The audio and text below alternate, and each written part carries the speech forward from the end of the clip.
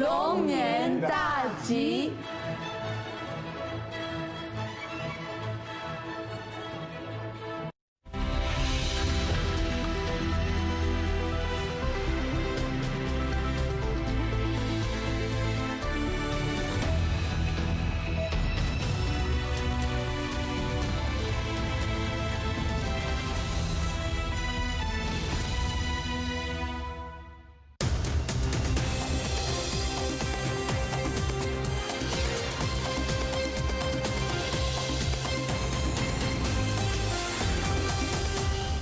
Live from London, this is The World Today. Hello, I'm Juliette Mann. Our top stories this hour.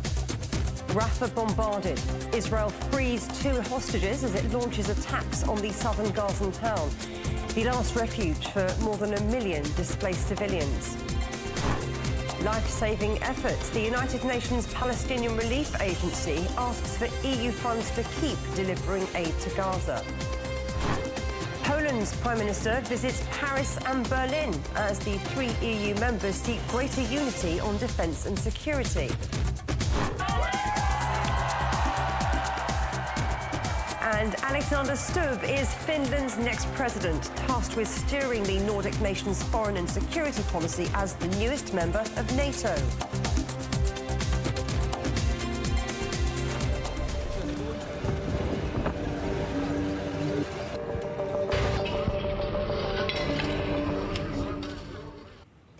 Dozens of Palestinians have been killed in Israeli attacks on the southern town of Rafah, where more than 1 million displaced civilians are sheltering.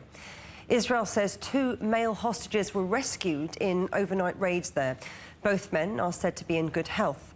Israel has called on the UN to help evacuate civilians from southern Gaza ahead of its planned ground assault. But world leaders are urging Israel not to escalate the attacks.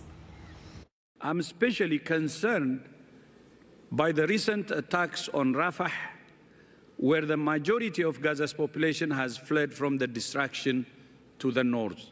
WHO continues to call for safe access for humanitarian personnel and supplies.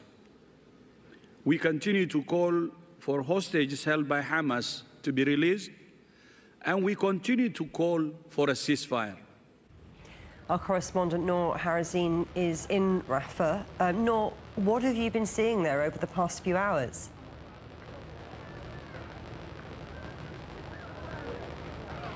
I mean, it was such a horrific night for us here in Rafah. I've been here in Gaza since the 7th of October. I witnessed the Israeli attacks on northern Gaza, in middle Gaza, Deir al-Balah, al-Nusayrat refugee camp, and I've been here in Rafah for the past 4 weeks. However, what we witnessed tonight is beyond words. I mean, we woke up at around 1 a.m. on the voices of the very heavy Israeli airstrikes in West Rafah. I am currently taking shelter with hundreds of Palestinian journalists around the Al-Kuwaiti hospital, which is located in the Ash-Shabura refugee camp in northwest Rafah. So actually, most of the Israeli strikes happened around this neighborhood.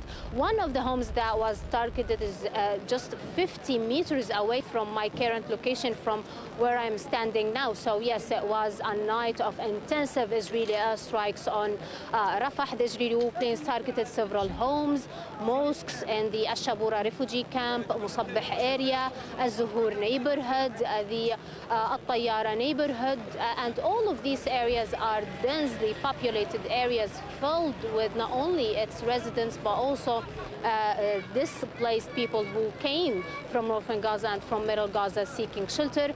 According to the Palestinian Health Ministry, more than 100 people were killed in the series of Israeli airstrikes on Rafah. 80 of them, actually, their bodies arrived to the hospitals, and we're talking about more than 20 that are still stuck under the rubble. Until this moment, and for more than 12 hours, the paramedics and the rescue teams are still trying to evacuate the bodies of those people who are still under the rubble. Also talking about some of the highlights today, 2 two Palestinian journalists were killed. One of them is Ala Al-Hams, who is working in Sanad agency. The other one is working as a TV correspondent for a Libyan channel, and this brings up the death toll among Palestinian journalists here in Gaza up to 126 Palestinian journalists. Noor, has Hamas responded to Israel's latest offensive?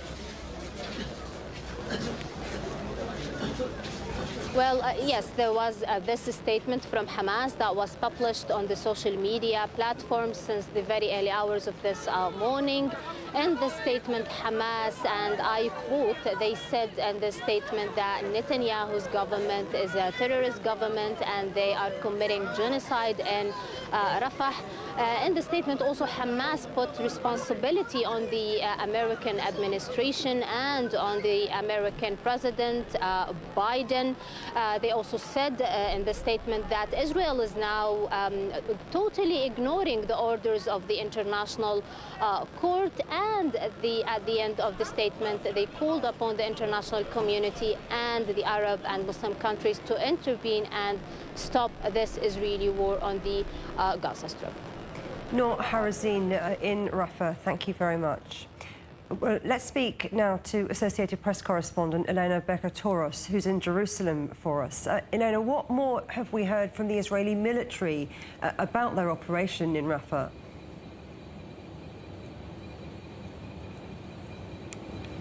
Well, this operation happened late at night. There were two hostages who were being held in an apartment on the second floor of a residential building. They were heavily guarded by Hamas militants, the Israeli military said, and the rescue operation was conducted under intense gunfire from the people who were guarding the hostages.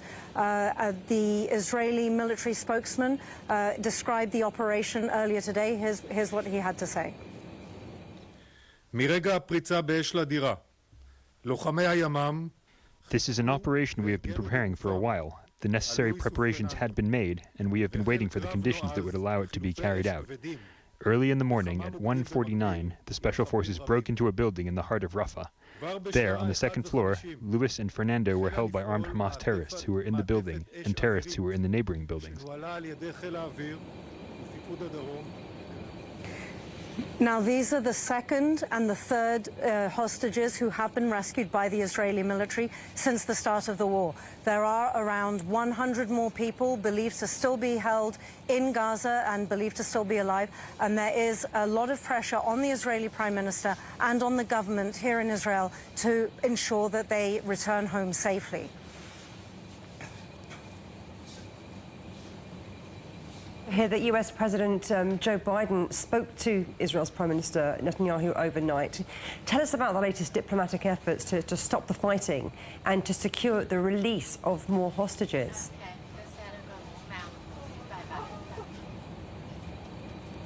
Now, there are negotiations still ongoing. They are being brokered by Qatar, Egypt, and the United States, and they are continuing to be held, as far as we know, in Cairo. Now, the two sides had been very far apart in what they are asking for. The Israeli side is insisting that Hamas must be defeated, and on its side, Hamas wants to retain control of the Gaza Strip. So the two sides were very far apart. It's unclear if there's been any sort of movement towards a more common middle ground in the previous days. With lots of pressure from the United States. Elena Bekatoros in Jerusalem, thank you very much. The head of the United Nations Palestinian Relief Agency is in Brussels asking for EU funds to maintain life-saving aid delivery in Gaza. It comes in the wake of Israel's accusations against UNRWA employees' involvement in the Hamas attacks on October the 7th. Several countries suspended their contributions following the allegations. Well, let's talk to our correspondent Ross Cullen, who's in Brussels. Ross, what is the latest on this meeting? Yeah, this meeting, Philip Lazzarini, the head of the United Nations Relief and Works Agency that supports Palestinians in the region here in Brussels for discussions with EU officials. It says it's vital to receive new funding, not just from the European Union, but also from other donor countries who've suspended their donations to UNRWA after the allegations from Israel that 12 members of the UN RWA staff took part in the Hamas attacks inside Israel on the 7th of October. Now, there are two different United Nations investigations going on into those allegations. The European Union also says it wants an audit, quotes, on the control systems needed to prevent the possible involvement of staff in terrorist activities. We have also been hearing from the High Representative here at the European Union for Foreign Affairs, Josep Borrell, and we can hear now a little bit more of what he has had to say. It's not a secret that the Israeli government wants to get rid of UNRWA. Not now. The investigation will take as much as needed. And in the meantime, people have to continue eating. They have to continue going to the doctors. 30,000 medical consultations per day. Well, Josep Borrell also said nobody else can do what UNRWA is doing. The presumption of innocence is valid for everyone. There are some 30,000 staff working across the region, and the questions are, if the funding remains suspended for a period of time, what happens to all the different areas that they are working in that area, in the region, so from sanitation through shelter and supporting the Palestinians, not just in the Palestinian territories of Gaza and the West Bank, but also those 6 million Palestinians who are living also outside the region, so in countries like Jordan, Syria and Lebanon. And UNRWA's director for Lebanon has said that funding will run out at the end of this month, at the end of February, if no further deal is agreed.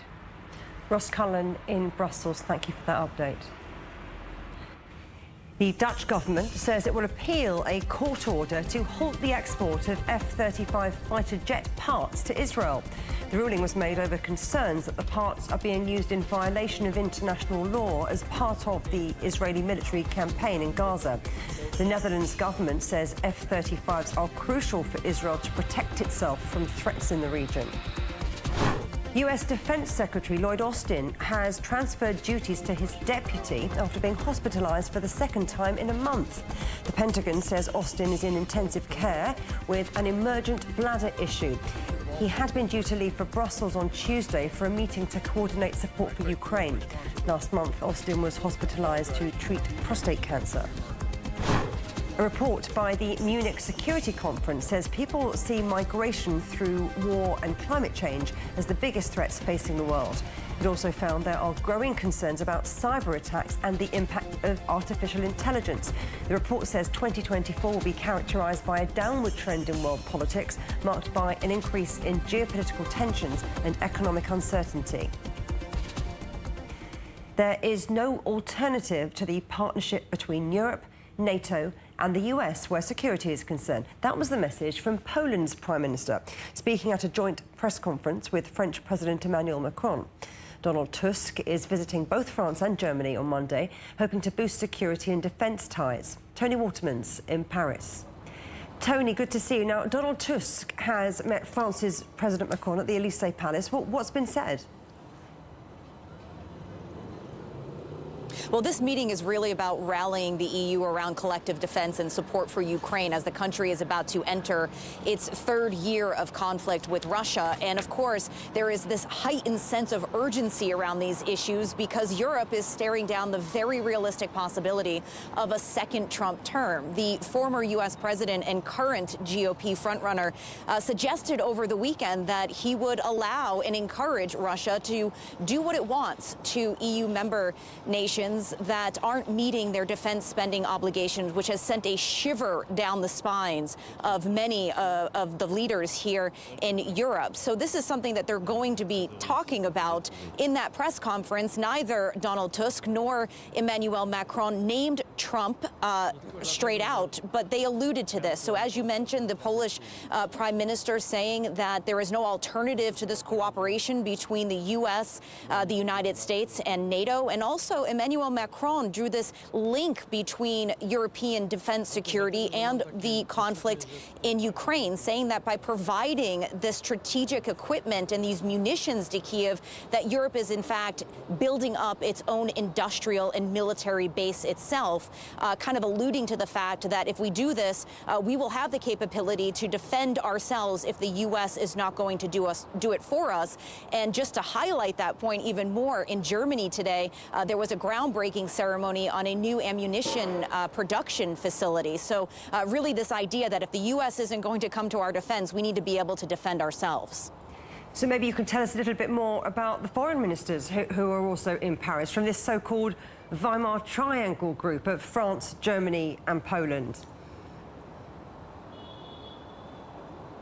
Well, those foreign ministers are going to essentially be working out the details of the plan that Donald Tusk, Emmanuel Macron and Scholz envision. So they are the worker bees, so to say, in this scenario. There is talk of a possible rework on the European Peace Facility, which is this mechanism that reimburses member states that make donations, weapon donations, to Ukraine. And perhaps this could help the EU meet its target of delivering 1 million ammunitions. There is also the possibility of a discussion around another round of joint European debt to help support Kyiv. Also, the Middle East, stabilizing the region is going to be something that these gentlemen are going to be discussing. But again, in these conversations, Trump is looming large. The French Foreign Minister, Stéphane Séjourné, over the weekend saying that Europe needs to prepare for all possible scenarios. So again, Trump just very much in the room, even though at this point he's not even the GOP nominee. Tony Waterman in Paris. You always make it so clear. Thank you very much. You're watching CGTN. Still ahead. The power of Europe's farmers as tractor protests spread. We look at what's behind the demonstrations in Brussels.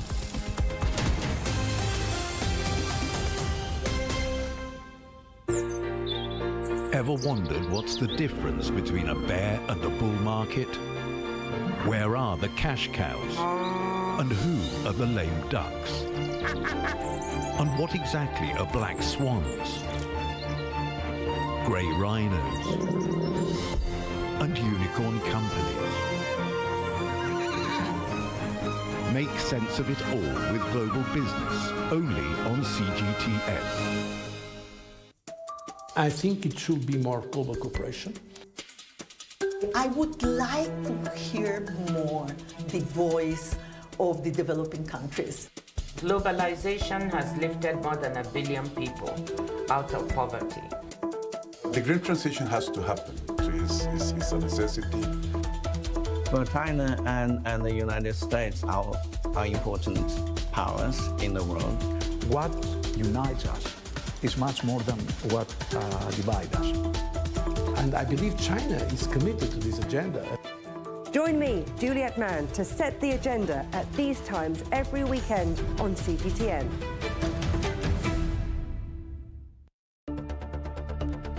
Events have consequences. Words create impact. One more offensive in a long line of battles that's been ongoing for more. Just got to be careful here with some gunshots. Excuse us, excuse us. The world today matters for your world tomorrow. The number of casualties is growing quickly. Why, this is one of the hardest hit towns in the region. The world today, every day on CGTN.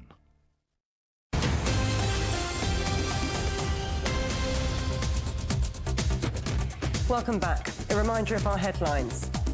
Rafah bombarded. Israel frees 2 hostages as it launches attacks on the southern Gazan town, the last refuge for more than 1 million displaced civilians.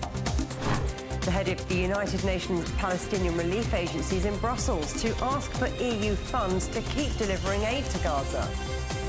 And Poland's Prime Minister visits Paris and Berlin as the 3 EU members seek greater unity on defence and security. Alexander Stubb will be the next president of Finland after he beat rival Pekka Haavisto in a runoff election on Sunday. Stubb, who served as the country's prime minister between 2014 and 2015, won 51.6% of the vote. As president, he'll be responsible for shaping the Nordic nations' foreign and defence policy, including representing Finland at NATO. Teivo Teivainen is Professor of Politics at the University of Helsinki. Thanks for coming on The World Today. Now, Stubb has said the task of the President of the Republic is bigger than a person. What does the role of President of Finland entail? Well, constitutionally, the president is mainly in charge of foreign policy, apart from being the supreme commander of the armed forces and having some powers of appointment of some key figures, like in the central bank and other places. But in practice, the president's powers are more in Finland. People have always wanted a fairly strong presidency, stronger than the constitution says. So his powers can be quite big also in domestic policies. Get on to domestic policies in a moment, but first I want to ask you about that foreign policy, because in his campaign, he pledged a tough stance against Russia. Now he's saying he has a softer message of peace. So what can we expect in terms of foreign policy direction, particularly in terms of Russia? I think he will have a relatively tough position on Russia. He's been emphasizing the peace dimension also because his opponent in the second round is known peace negotiator Pekka Haavisto. So this was something that Alexander Stubb emphasized. But as he said, there are basically no high-level contacts with Russian leaders now. And he's clearly conditioning any moves towards closer relationship to something that should happen in Ukraine and perhaps internal changes in Russia. Well, his predecessor orchestrated Finland's entry to NATO. So how much of a focus will building that membership have on regional dynamics?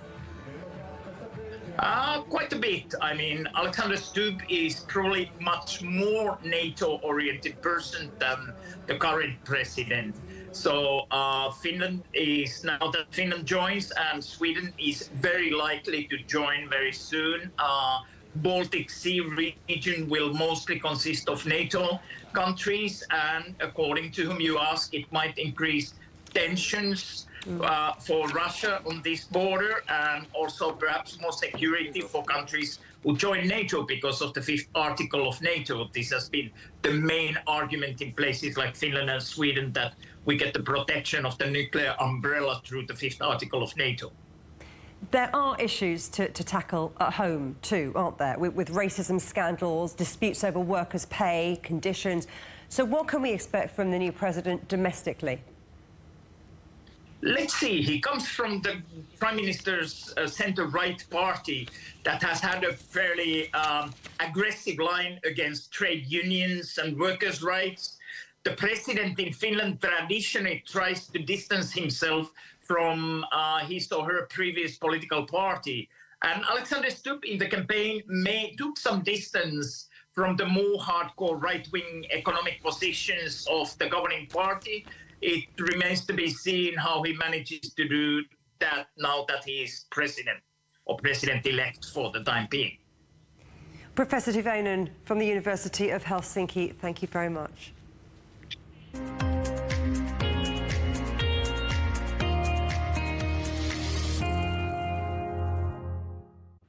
Protests by farmers have been sweeping Europe for months, with tractors blockading city streets in a show of fury and frustration over EU policies that farmers say are putting their livelihoods under threat. All this week, we're going to be looking at what's behind these demonstrations. We'll be reporting from France, Greece and Hungary. But first, we take you to Belgium, where Giles Gibson reports. Vincent Delabelle's family has been farming this same land in western Belgium for more than 300 years. With his herd of 70 dairy goats, he produces organic milk and goat's cheese. Vincent also took time away from his day job at the start of this month, joining thousands of farmers who took over central Brussels with a vast protest. And he was one of several farmers who sat down with top European officials that day.